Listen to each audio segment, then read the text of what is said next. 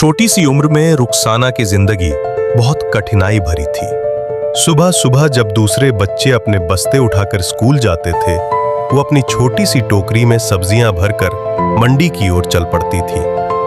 उसका घर कच्चा था और पिता की बीमारी ने परिवार की रीढ़ तोड़ दी थी। माँ भी दूसरों के घर झाड़ू पोछा करने जाती थी। रुखसाना जानती थी कि अगर वो मंडी में सब्जी न बेचे तो घर में चूल्हा नहीं जलेगा।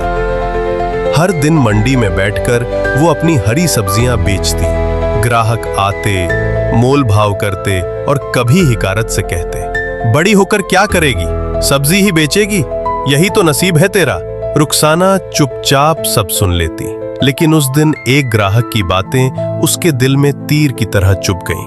वो लंबा चौड़ा आदमी था, सफेद कुर्ते में। उसने सब्जी लेते हुए कहा, तू कितनी भी कोशिश कर ले, तू अनपढ़ ही रहेगी। जिंदगी भर सब्जी बेचनी है, औरतें कभी आगे बढ़ती हैं क्या? वो आदमी हंस पड़ा, पर रुखसाना का दिल ठान चुका था। रात में वो मां से पुराने अखबार मांगती, उन पर लिखे अक्षर पहचानने की कोशिश करती।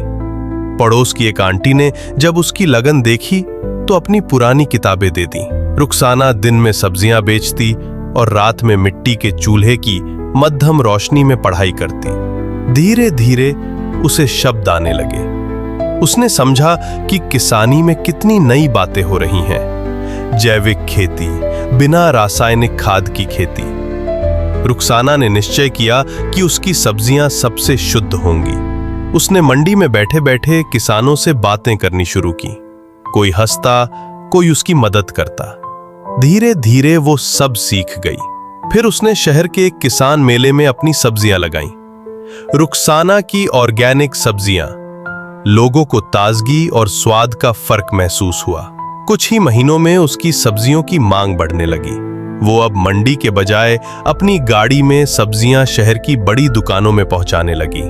उस दिन वही सफेद कुर्ते वाला ग्राहक जो कभी उसे ताना मारा करता था, उसकी दुकान पर आया। उसने कहा, जरूर, जितनी चाहिए ले जाइए, पर याद है आपने कहा था कि मैं जिंदगी भर यही करूंगी। देखिए, अब यही काम मेरा सपना भी है और सम्मान भी। वो आदमी झेप गया, पैसे देकर चुपचाप चला गया।